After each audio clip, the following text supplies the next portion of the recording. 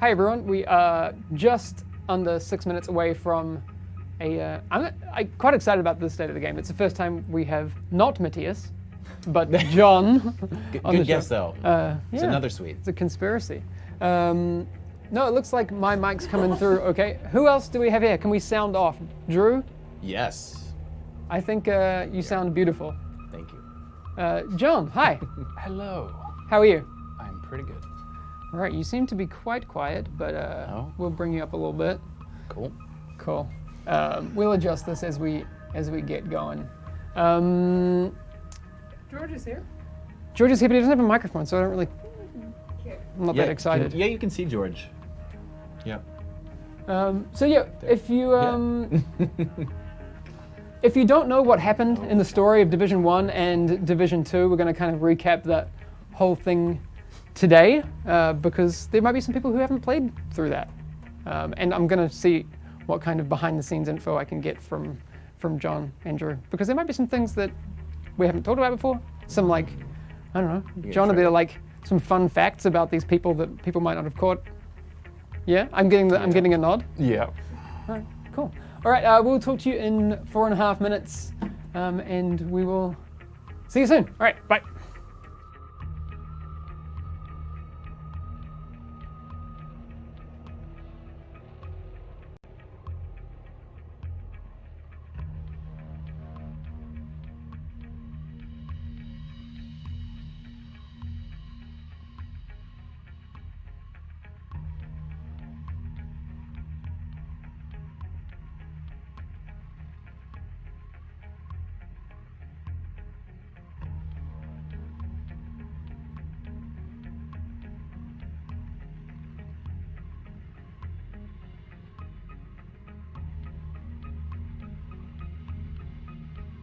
Probably confess my love of all roads. So I'm just going to use this opportunity, everyone. I know that people are asking in chat about release date today. That won't happen. We still have the message that it is coming this month. So that's basically all we've got. If you were paying attention over the past few weeks, Yannick did kind of allude to the fact that it won't be the last week of the month. It's also obviously not this week. Process of deduction Or leaves you is with... Well, I mean, it could be this week, but it doesn't look likely, does it? And then, yeah, it's anyone's guess. Let's do some math. Yeah, yeah. Drew was saying in the background, let's do some math. I mean, this is called the division. So, there you go. Some people saying... They want me to make you jump in at the last second again. No, I'm not doing that. All right, okay, we'll see you in just under 3 minutes. All right, bye.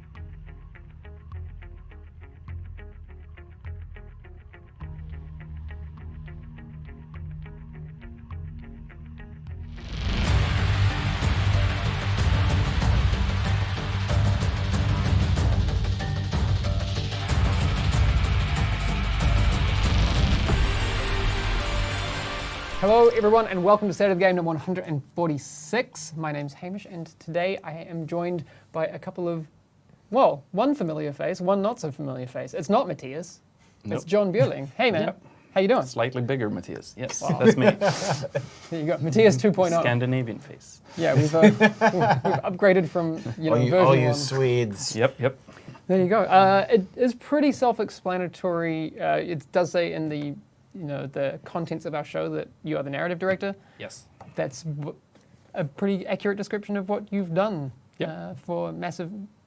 I a was long lead time. narrative designer for a long time, but recently transitioned into narrative director. But you've been here since Oh my God, time. 2007. So a little So I worked on the while. division from very beginning, Yeah. like the first conception of the game and the IP. So All right. it's very close to my heart. Very cool. Well, that's Yeah. a bit of a spoiler about what we're talking about Yeah. today. We're going to do a bit of a recap of what's happened in Division 1 and 2. Actually, I kind of got a little bit nostalgic getting some footage from the Division 1 today. I was like, oh, I miss these characters. Yeah. So we're going to show some of those things and talk about the main points of each of the games. We're going to just quickly do a segment called Priority Alerts. It's going to be real fast today because I want to get into the other stuff. Let's hit you with this week's Priority Alerts. I'm not joking, this is a really fast one. There was a maintenance yesterday, it was just a server restart, and there were no player-facing changes. That's literally it.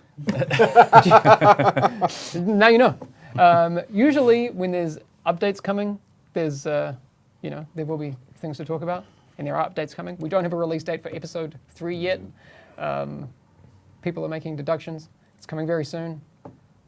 That's all I can say without is. losing my job. Yeah. And I don't want to lose my job. I mean, I could just do it, dab, Drop and mic. then leave, and Yeah, there'll be yeah. no streams. I kind of want there to be more streams. Yeah. It would be an awkward rest of the show. Super awkward. Yep.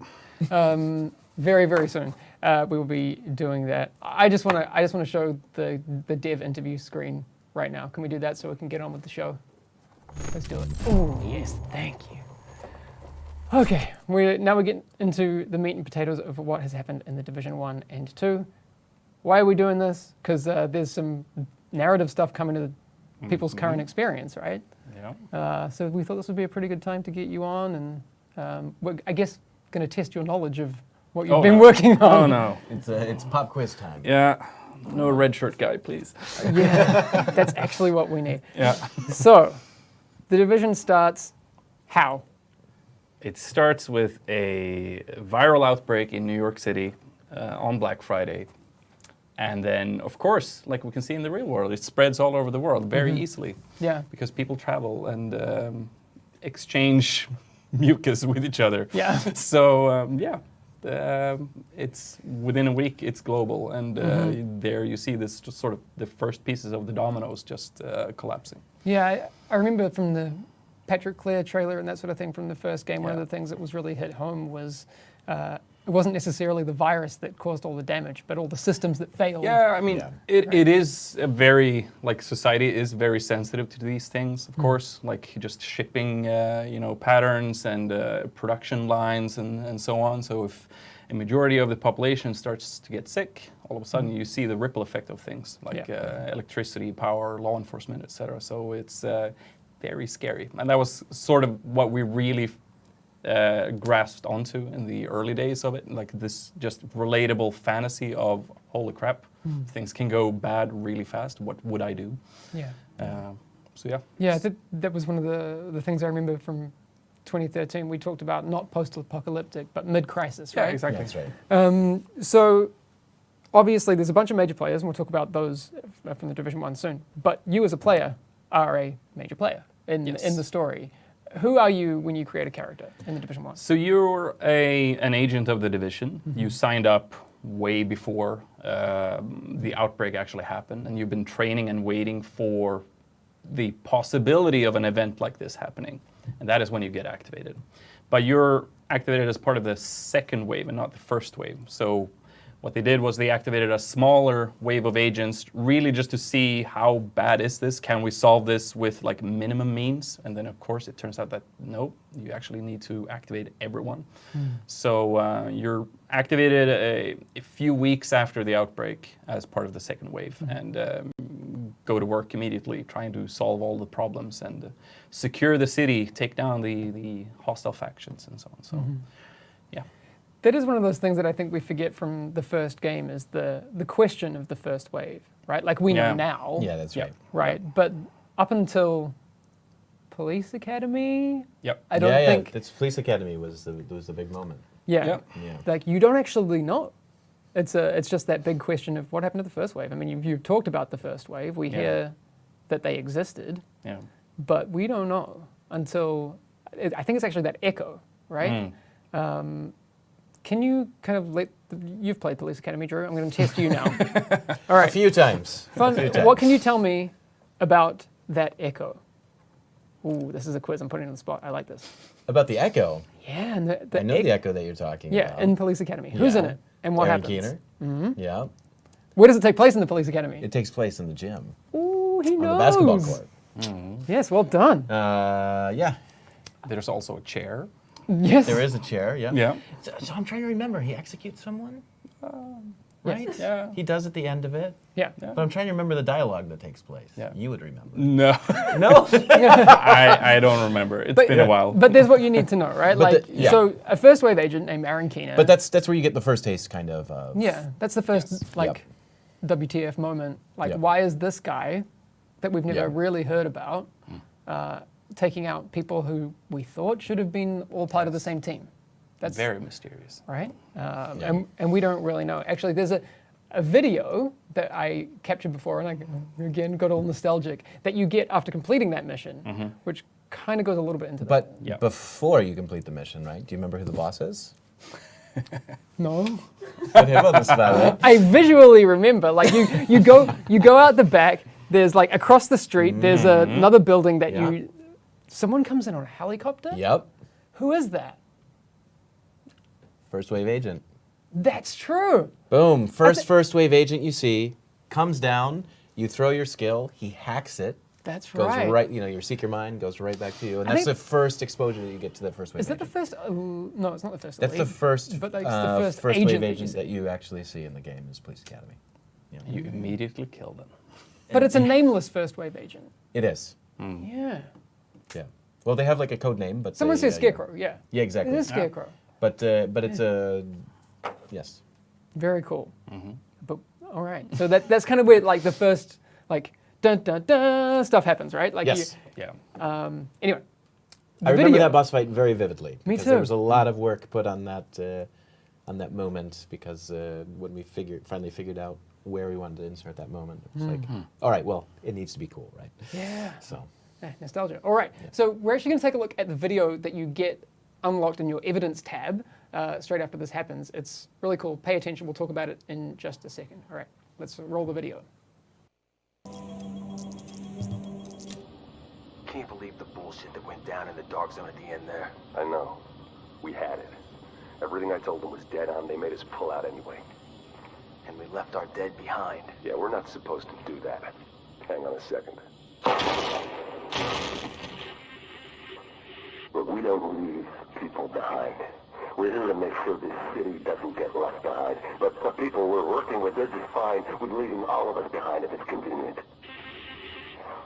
Look, I don't agree with every decision that's been made, but I am saying it's time to leave them behind. Their model doesn't work anymore. If we're smart, we cut it loose before it drags us down, before it kills us. You're talking treason. I'm talking common sense. Look around. There's nothing left to save. The JTF is trying to save a Manhattan that doesn't exist anymore. It is all about power now. Power and survival. They are done, but I am not. And you won't be either. Not if you work with me.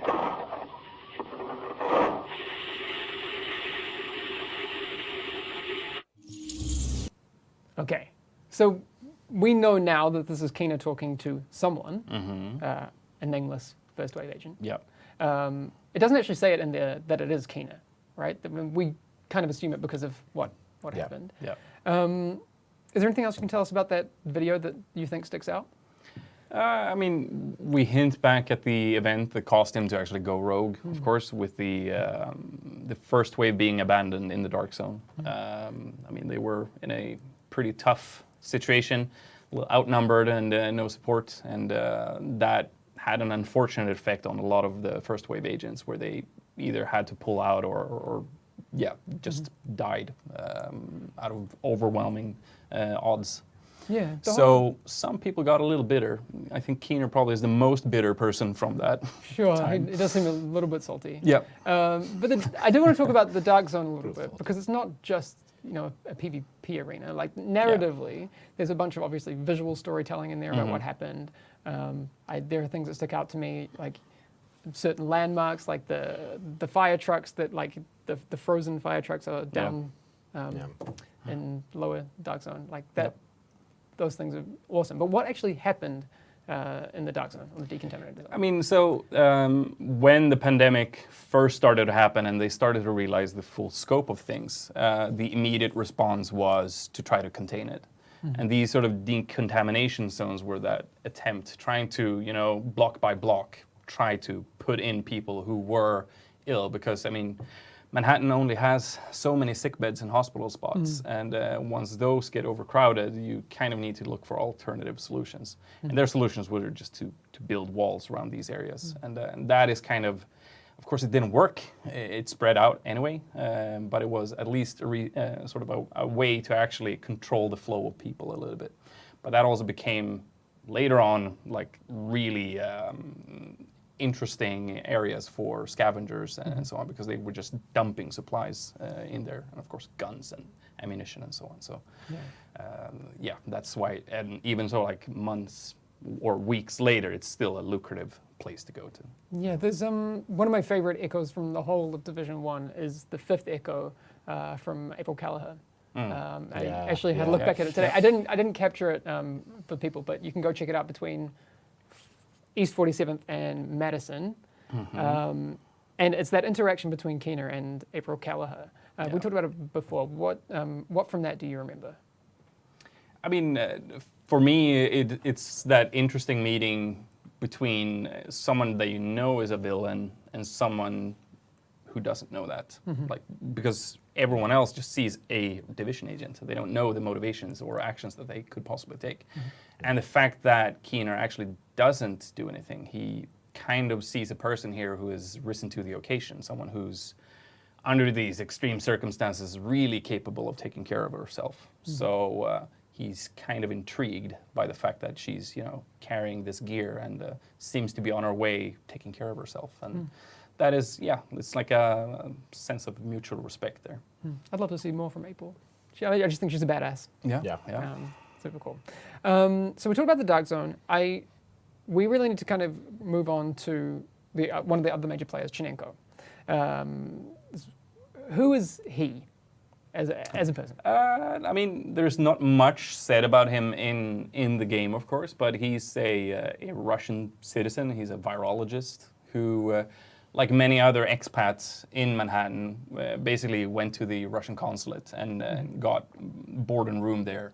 To sort of either hopefully get extracted out of the United States, or at least be taken care of until the situation got resolved. But of course we know that the situation didn't get resolved and it just got worse. And eventually he's a person of interest because he has capabilities to develop vaccines or maybe do something else. And that is why Keener and Last Man Battalion were going after him. So. Both the division and Last Man Battalion were very interested in grabbing him, but of course they beat you to it. But him and Amherst knew each other, right? Yeah, it's like the scientific community. They probably gone to conferences and talked about, I don't know, so they didn't, cell structures. They weren't actually necessarily colleagues working in the same place. I think more we do hint at them having done some kind of project in the past, but Chernenko is not involved in the whole green poison development at all. Of course. I think That that's is the thing all Amherst. we can kind of overlook sometimes. Chinenko has no dubious kind of situations, right? He's Just the a wrong guy bystander, at the wrong place. Yeah, exactly. Yeah. All right, pop quiz, Drew. Yeah. That mission, the Russian Red Consulate. Yeah. What's the name of the last boss? The name of the last boss? Yeah. Oh man. All right, we can give Chad a little bit of a go. This one was tough. I'll too, give you a this clue boss. because there was a not fun for us, a bug that the community really enjoyed during the Division 1 where you could actually get more than 4 people in a mission. Yeah. And they were smashing Hornet freaking Yes, all day yes, of course. with Yeah. more Yes, than of 4 course. people. Yes. If you remember at the time, people had like It's a blast from the past. 16 people in there just yeah. like going for Hornet. There you go. Yeah. I remember you had that. Was it the fountain or something, right? It Yeah. was that round Yeah. cover, right? And you Yes. could move around that round cover and pop up and kind of exploit the last known position system of the AI. I can say it now, but all of you exploiting that Hornet thing was not a fun time to me. Like you all are evil. Same thing about Bullet King. Did not enjoy Yeah. that time. It was funny. Okay, no, not funny. Be cool. But the memes that came afterwards, Now it's with, funny. with Bullet King, were priceless. Yeah, it is funny now. Sure. Okay, what do we have to do next? So we have to Nico. You mentioned Amherst. We were chatting about this before. Do you remember the first? Now I'm quizzing you. I know that John knows. Why do I keep getting quizzed? The first mention of Amherst in the game. Yeah, the first mention of Amherst.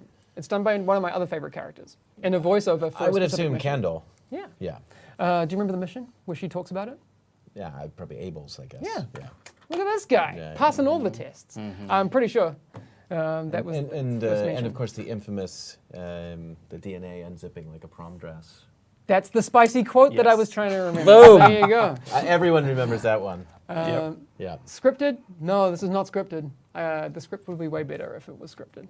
But no, so We're Candle, scripted. No. Candle talks about Amherst, right? And Yeah. nothing else really happens Yeah, just yet. But you are at one point sent to Amherst apartment. Yes. Why are you sent there? And also at Broadway Emporium, you get to see the first moment when the infected dollar bills are actually put Yes. to use. That's right. So yeah. But yes, That's then you right. go to his apartment. So what's the catalyst for being sent to his apartment? It's just It's that he's a person of interest. Yeah. He's like one of the most likely candidates to be behind this. So you're going on that whim, basically. You have to investigate. Cool. And yeah, it turns out there's a lot of interesting research in his apartment. Yeah, this is one of actually my favorite missions from the first game. Visually, I think Yeah, it's still one of visually the it was super coolest cool. ones. Can we take a look at the video? George captured this earlier from the moment when you go into Amherst's apartment and kind of like, oh, this is some serious business going down in here. Let's take a look at the video for that. Yeah, we can kind of chat over this one because this is one of the coolest moments in Division 1 for me. Yeah. This is how you know he's a crazy genius. Yeah. He has a lot of books and blackboards with scribbles on them. John, I'd like to hope that like these are scribbles that aren't going to teach people what to do to make a poison for reals, though. Yeah, we may accidentally have done that.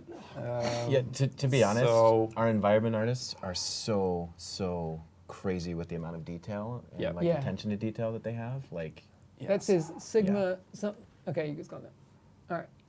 No, it's such a cool environment. I can't remember what environment I was working on that. I know Matt O'Halloran worked on that for a while. is that right? I'm Yeah. pretty sure. I don't recall. And any artist in super chat, if you good. want to throw down some names, Yeah, awesome yeah. work from the art team. Still one of, I think, the best looking environments in the game. Yeah, I mean our artists are fantastic, right? Yes. Amherst, what else can you tell us about him? Because we've looked at his plays, we've heard him mentioned by Candle. What else do we know about him? I mean, you know that he's sort of been airing these kind of radical ideas about humanity versus nature and how we're basically not on a sustainable path where we're sort of preying on the planet, and eventually the planet is just not gonna stand for that anymore. But he's got some pretty radical ideas for how to solve this, which kind of involves wiping out parts of humanity. So a little bit of Thanos, like Not on, similar ideas. exactly, yeah, Alright. yeah. Before Thanos. I Yeah, have that's to true. say. Well, Put it up technically, there. no. Technically, Okay. Even but you get the though- idea. Even though they kind of rewrote his motivations. Such a nerd, John. Yeah. All right, but there are some other major players in the Division 1. We kind of taken our time with this because I mean it's nice to kind of go back to what happened in Division 1. Rick Velassi, fan Yes. favorite, my favorite. One of my favorites. What's he up Yes. to? Still podcasting. Still fighting the good fight. Pirate Radio, that- Getting right. the truth and opinions out there. Yes, but also players really enjoy like Benitez, Paul Rhodes. Yeah. Rhodes is my favorite. I think farts and good intentions is still my favorite quote from the first game. Yeah. Candle we talked about, but Phalar was the only one of those people that you actually get to see in the Division 2, even if just for a brief second. Yes. She's the only one we get actual Like that confirmation. last little bit at the end. Yeah. Where you get to see that you restoring the network actually helps people or agents across the entire country. So. You did mention before, and we're not talking about Division 2 just yet, but I want to say Candle is kind of alluded to in the Division 2 that she's still involved. Yeah, I mean, so when you're actually, now we're a little ahead here, but when you're developing the broad spectrum antiviral, of course, Candle is actually involved in that. Like you're really taking all of the expert virologists and scientists that are active in the US, and they are across the country trying to collaborate and make sure that they can fight the virus and other diseases. All right, so the assumption that she's still involved is pretty reasonable. Yes. All right, so we're going to just show the last thing that happens in the Division 1, and then we'll be back to talk about the Division 2 in just a sec. This is what you get sent to, which is actually after the whole Colonel Bliss situation happens, and it's like hey, there's one last thing to go check out. Get some kind of signal. Some people missed this. They were like, oh, I finished the Yeah. final mission. Yeah. No, there's actually this one thing that you need to check out, Yeah. which wraps up the story for Division 1. So let's take a look at that, and we'll be back in a second.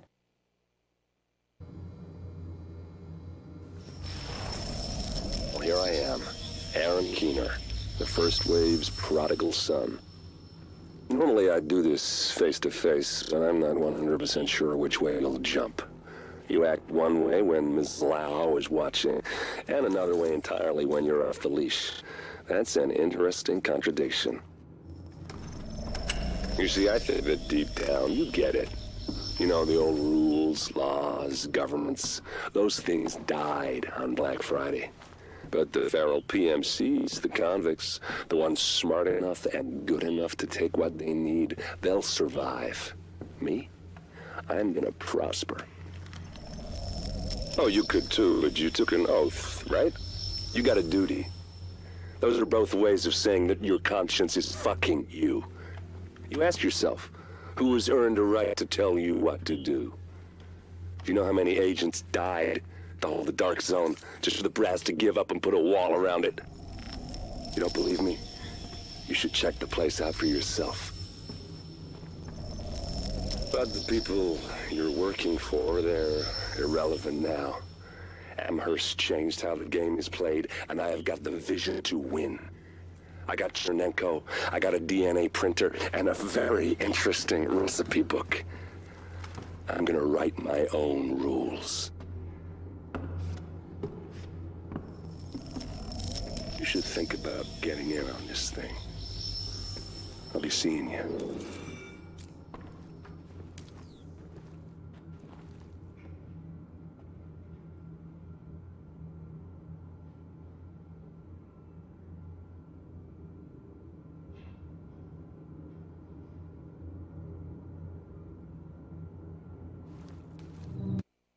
All right, so we see Keener, he's got Amherst laptop. There's also a dead body in there. People might have missed at the... It's Amherst. Yeah, It's the man himself. so Keener's got everything he needs, all the Yeah. ingredients to do some stuff. That's right. Yeah.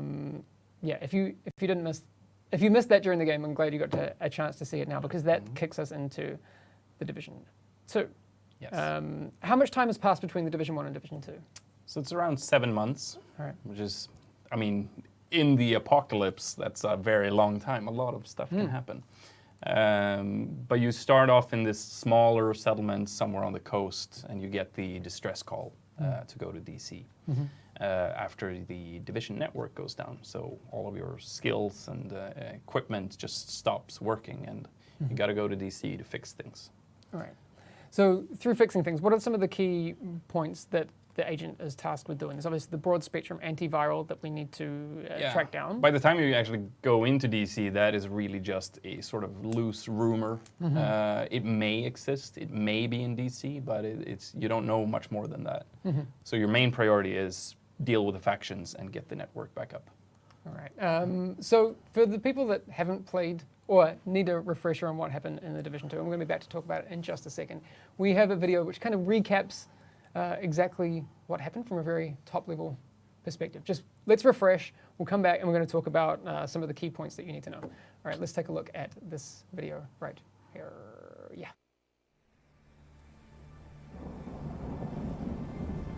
After the green poison outbreak, we worked tirelessly to stabilize the country. The division was on the brink of collapse. Agents were called to DC to try and stave off a civil war. Deadly factions roamed the streets and vied for control of the nation's capital.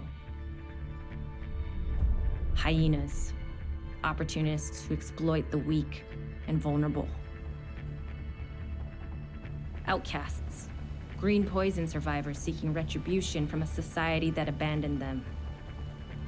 And the true sons, mutineers and deserters guilty of war crimes. Alongside brave civilians, we fought to stabilize DC and took back the city. But we couldn't defeat the power of corruption. Military contractors known as Black Tusk invaded and tried to undo everything we had accomplished. We stood our ground, and with the odds stacked against us, we pushed them back. There are still dangers out there. It's up to us to remember what we are fighting for. Okay, so we're caught up. Everyone's on the same page. You might not have even played the Division 2. Spoilers. Now you kind of have. Yeah, Just watching exactly. this. I mean, that's very top level. So there's still some things that Yeah. are really not covered in that video. Yeah. So President Ellis is probably, I think, one of the key drivers for at least the campaign initially. As you play through the narrative, what's his standing? Well, he's a bit of a douche. But we don't know that yet. No, exactly. That's you just know that he was on Air Force One when it crashed or got shot down, and he was taken by someone somewhere, and you just happened to find out that he's held hostage by the hyenas. And he was formerly Secretary of State, right? Yes. They've gone through the line of succession quite rapidly. Exactly. Yeah. So you retrieve the encryption key from Oh, Speaker of the House. Sorry. He's Speaker of the House. I'm Yes. sorry. Of course. Wow, that's what I meant to say. Yep. Thank you. Well, Reddit, Chat we're about to giving come me after you a pretty civics hard. lesson. Oh man. So the encryption key you get from the True Sons in Capitol Hill. Yes. Players restore the network. We've compressed Division 2 down a lot, by the way. You restore the network, you get to see that cutscene we talked about where you see Fei Lao. She's finally gotten back out there herself. Yep. Her knee seems to work now. Cool. I not so Finally much. healed. Yes. Yeah. So all that happens, the network's back up and everyone's happy, fireworks, Yeah. kind of. Black Tusk. Yes. Because are there any allusions to Black Tusk before that point? Yeah, I If people paid attention. Yeah, you get the found footage where you can see Yeah. some movement through satellite views. Okay. And you see, like, I think the hooded, is it the sniper maybe that you see Yeah. a little bit Yeah. closer? And then, of course, you have all of the echoes with the Black Tusk specialist unit that is operating in DC. So they are sort of the vanguard to the Black Tusk invasion. They're Wyvern and all of the others. Brenner. Yep. But it's really only the people that pay close attention will know that the Black Tusk were the people that took down the Division network Yeah. in the first place. Exactly. So, I mean, I know there are a lot of people who probably found that out, but there are probably a lot of people who didn't. I mean, Yeah. I am sometimes one of those people that just, want to, play, skip a lot of things, but there's those narrative nuggets can be Yeah. missed. And I mean, that was a deliberate thing. We wanted the narrative to be a lot about investigation so that you go on these very direct missions with clear goals and you achieve those goals. But, the real story, the real mystery is only uncovered if you actually go out and investigate. Like, Right. for example, what happened to Mendez and that stuff. So. So who are the Black Tusk? Well, the Black Tusk are a private military group that has a lot of resources, a lot of manpower and firepower. Scale is unclear, of course, but they also, of course, seem to have some friends in high places, including the actual President Alice, who was recruited to basically be their way into legitimate government. So who else knows? Like, who else is pulling these strings here? It's only alluded to, but there are some hints here and there. All right. So in episode 1, Tidal Basin becomes a thing, and the antivirals are on your radar of things you need to track down. What else happens in Tidal Basin? There's You the kill whole Wyvern. Yes. And you stop the missile launch. Yeah. which is kind of important. Yeah. Yep. Or you don't stop the missile launch. Yeah. And then the White House blows up. Yeah, which you don't want. So if people actually fail that mission, they get some bad feels. Yep. Yep. That's kind of the key narrative point of episode 1 is retrieving those antivirals. Oh, and taking yeah. out Emmeline Shaw, outcast leader. Well, you have the Black Tusk mission as well. That I can't remember Camp White Oak. No, that's episode 2. Isn't it? No. No, that's episode 1. Pentagon This is is episode amateur 2. hour right here. All right. This is It's not my job. great. This is great. I was just gonna let you have the whole Tidal Basin was episode 1 and be like, yeah, sure, that's fine. We'll pretend like that happened. Yeah. All right. Okay. Back on track. Thank you for correcting us.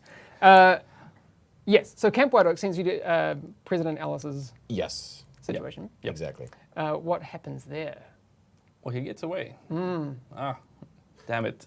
Yeah. Every time you play it, he Yeah. always gets away. There's no way. But he's really dumb. He keeps coming back. Yeah. All right. And Emmeline Shaw. She doesn't get away. Yeah. It is worth pointing out the echo at the end of that mission is really cool. Yeah. That's I mean, that's also like all of these people are humans, and we all have our own little personal stories and so on. And really, Emmeline's story is about a victim becoming sort of a perpetrator herself, really taking that trauma and turning it into something maybe even worse. So it's very tragic. It's weird though. In a I way. feel like you must be chaotic evil because you make me feel good about someone who has done some bad things. Yeah. Do you get enjoyment out of doing that to people? No, I like exploring spectrum of emotions, Yeah. and that includes that. I mean, so I think to clarify for people, what is the echo that we're talking about with Emmeline? You finish the mission, and there's an interaction between her and who? I actually don't remember. You remember. Well, her daughter. I feel bad. Yeah, her daughter. Yeah. Oh, Yeah. of course. Yeah, No, of okay. course. Of Yeah, course. all right. God, So I failed the pop quiz Yep. again. Yep. what happens there? They're some pretty out, cool in, words. out in the zoo, Yeah. enjoying family time. So, yeah. Which makes it all the more tragic. Yep. Well, you're a dad. You're a dad? I don't actually know. Are you, What? are you a dad? Yes. Yes. To like- Father of 3. A litter of children. Yeah, yeah. All right. Yes. Yep. Yep. Your poor wife. A litter is not a nice way to explain it. His kids are great though. So. Yeah, well, there you go. I mean, I imagine those things would inform the way that these things are written. Yeah, I mean, I absolutely think that parenthood makes you really think about things in a different way, because all of a sudden your top priority is no longer yourself. It is absolutely your family. And I think that is something that we actually touched on quite a bit in the first game with a lot of the audio logs, really capturing those moments when, people realize that this may actually be the last time that I can reach out to my family and kind of say those things that I've always wanted to say. So there's a lot of that. I mean, it is kind of, it's touching to think about those things. Yeah. So everyone should call their parents. Call and your say parents. You love them. That's one of my favorite series of audio logs is the Kinley College series of Yeah. audio logs. Oh, yeah. For that reason, it's really cool. You kind of see them change over the series. Yep. Do you remember the CG trailer that we released in 2014? The first one that Blur did. Yeah. Yeah. So, like, that one, like, I get emotional every time I watch it. But after having a kid, watching the small child in the bed move, you see the meds, and then you see it fade away, right? Yeah. And then you see the depression of the parent, and you're Yeah. following them. It's You're a just- mess when you see that now. Absolutely. But I feel like that was Division 1, Division Yeah. 2 is all about, like, recovery. Yeah, exactly. It gives you, I think, something to relate to, like the stuff you're fighting for. It's to reunite people and sort of restore safety and security and that stuff. All right. So narratively, and the Division 2 has been structured as well to have some real narrative beats post-launch. Episode 2, Pentagon and DARPA Labs. Yep. What happens there, and why? Well, I mean, it's a huge monolithic building full with interesting technology and secrets. And of course, Black Tusk want to get their hands on that, and you do too. And then you discover that, hey, there's a perfusion bioreactor in there that we can actually use to mass produce the antivirals you've secured. So it's very, very important for you to get that.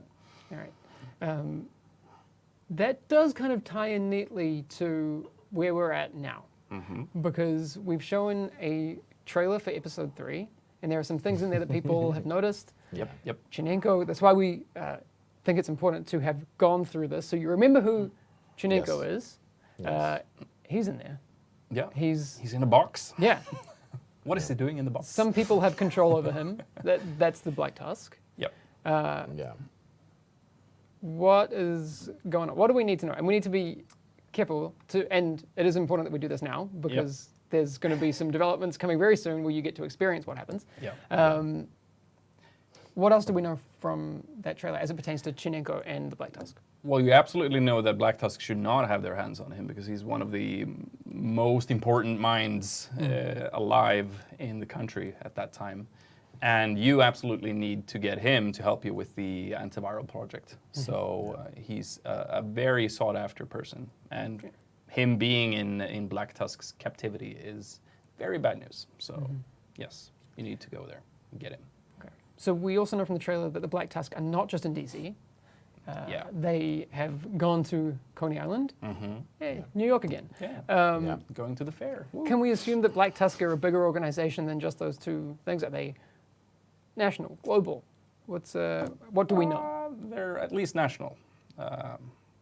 And I mean, yeah, when they're invading DC at the end of the Division 2, they've of course been moving throughout the country. So, and at the time we don't know exactly what is going on in like the Midwest and on the West Coast and so on. So that is still a mystery, but they've absolutely been operating in other areas. But DC, of course, is a very like high value location for them to secure. Right. We also know, and Coney Island is. Yes. So we also know from the trailer as well. People, I mean, you would have had to not seen it to not notice there's a lot of flames. The cleaners are back. Yes.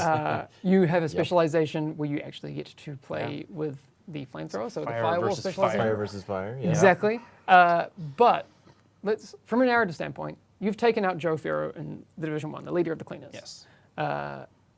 That's a cool mission. Rip, That's a Joe Yep. Ferro. Yep. So napalm. Blow up everything. Yeah. Everything Napalm. explodes. I can't remember the actual full name, but the napalm place. Production plant. Yeah. Production Um, center. Site. I think, Site, yeah. maybe. I played that a lot of times. But you take out Joe Ferro. Mm-hmm. What's happened to the cleaners in that time? I assume they've either operated without a leader, or they have a new one or a new structure, or Yeah. what do we got? I mean, they also had to adapt, of course, to that defeat. They couldn't really hang out in Midtown too much, so they've moved somewhere else, found a new leader to sort of unite them again, and then keep up their spirits, keep burning people. Yeah. Wake up every day, burn people. So yeah, Sounds like a life. But there's like 8 months, yeah, exactly. right? A in lot between. of time has passed. So a lot of time has passed, Yep. and they've had to adapt. Yes, and found new recruits and Yeah. rebuild and reorganize all of that stuff. So There's plenty of time. players will experience exactly what that means in upcoming content. We aren't going to again tell you what happens in the future because that's half the fun of playing the game. Well, it's the whole fun of playing the game. But there's a lot of really cool things that you will experience very soon. Yeah. Is there anything else that we've missed? I mean, obviously there's a lot, but anything there's a super lot- critical that you think we need to say? There's like some unresolved threads, right? Yeah, that's true. Where are Like certain people? yeah, exactly. Like there are some very key players that. What are they doing? Yeah. Where are they? Well, we know Amherst did, so that's kind of. Yeah, dead. Yeah. Joe Farrow, dead. Larray Barrett's Larray dead. Barrett. Ray Barrett. Dead. Yeah. Colonel Bliss is dead. Bullet Dead. King. Ah, He's still around. He never dies. is he? Never dies. Never dies. But, and you mentioned Bliss and Barrett, those organizations, even though they aren't in that trailer, like from a narrative standpoint, we're not talking content here, what, in your mind at least, from a narrative standpoint, has happened to those organizations?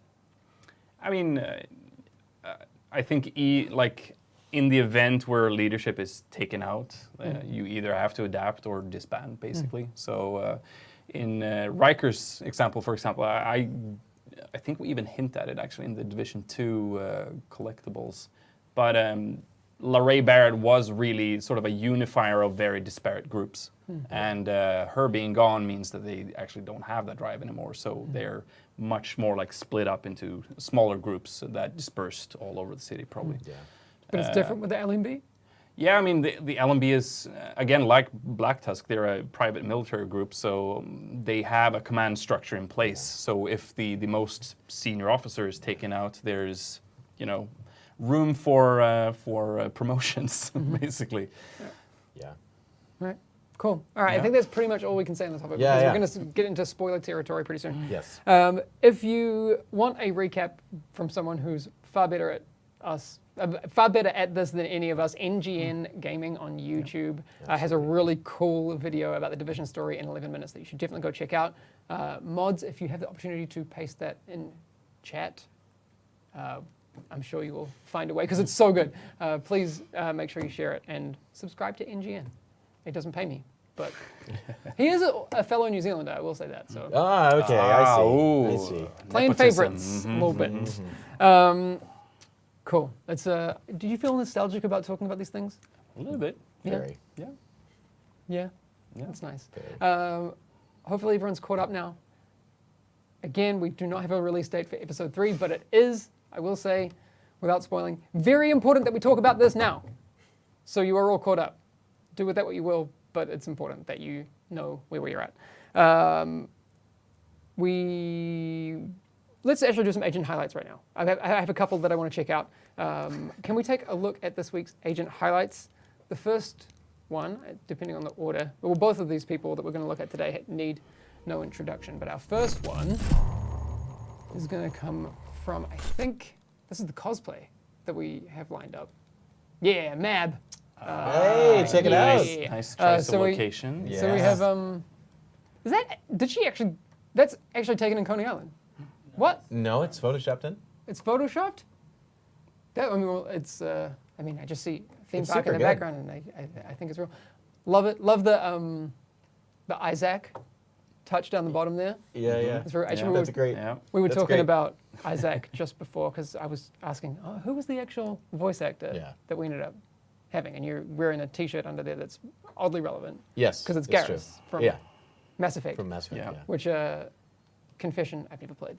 Sorry. What? I know. It's just All one right. of those, like, This is one of those dirty truths I sometimes need to admit to. I've never played Mass Effect. Sorry. I'm sure you must have a game like that yourself that you've never played that you feel bad about. nothing. You've played everything. Everything. My Come on. family hates me. I only You've play literally played everything. games. Come on, Drew. Confession time. I don't know. All right. You can come back to me. Anyway, Mab, There's awesome. a lot of games. Awesome job, Mab. You continually pump out awesome cosplay, and I can't wait to see the next one. I hope it's a cleaner. Mr. Commendation, a continual beacon of brightness in our community. If you didn't know, Mr. Commendation, we're pretty sure he was the first Shepherd 99 rank.